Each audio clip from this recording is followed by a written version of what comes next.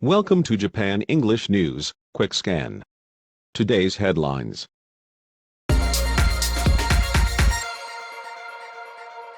Tokyo reports 15,895 new cases as capital nears key emergency threshold. The Tokyo Metropolitan Government reported 15,895 new COVID-19 cases on Sunday as the capital neared a key threshold for requesting a virus state of emergency.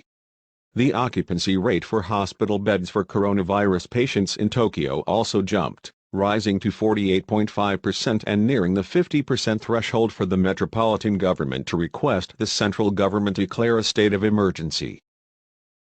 North Korea tests possibly longest-range missile since 2017.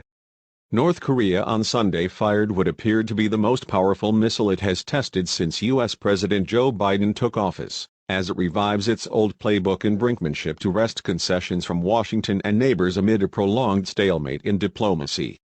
Japanese officials said the missile, based on their initial assessment of its flight path, potentially reached a maximum altitude of 2,000 kilometers and traveled 800 kilometers before landing in the sea.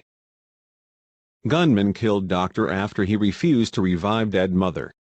A man who fatally shot a doctor because he refused to try to resuscitate his dead mother told police he contemplated killing other staff from the clinic as well as himself, according to investigative sources.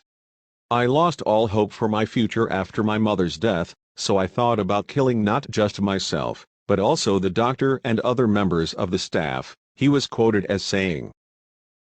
Survey on technical trainees' financial situation in Japan begins. Japan has commenced a survey to grasp the financial situations of foreign technical trainees as money problems seem to be the reason many abruptly leave their host firms, a government official said. The Immigration Services Agency of Japan and the Ministry of Health, Labor and Welfare began gathering the information of 2,000 trainees across the country, including on the pay they receive at workplaces and the amount they owe in relocation expenses. Japan was top tweet removal requester in first half of 2021, Twitter. Japan was the top requester to Twitter Incorporated to have online posts removed in the first half of 2021, making up 43% of all legal demands received from across the world during the period, the company said in a recent report. The latest biannual transparency report by the U.S. social media giant showed court orders and other formal demands from governmental entities and lawyers representing individuals to remove content totaled 43,387 between January and June last year, with 18,518 of them coming from Japan.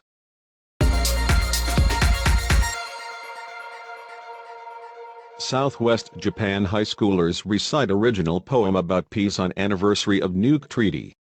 High school students in Kumamoto Prefecture who collect signatures for a petition seeking the abolition of nuclear weapons recited a poem in this city on January 22 about peace that one of them wrote, 1 year from the day that the Treaty on the Prohibition of Nuclear Weapons went into effect. The high schoolers argued that atomic bombs were made by people, and were dropped on people.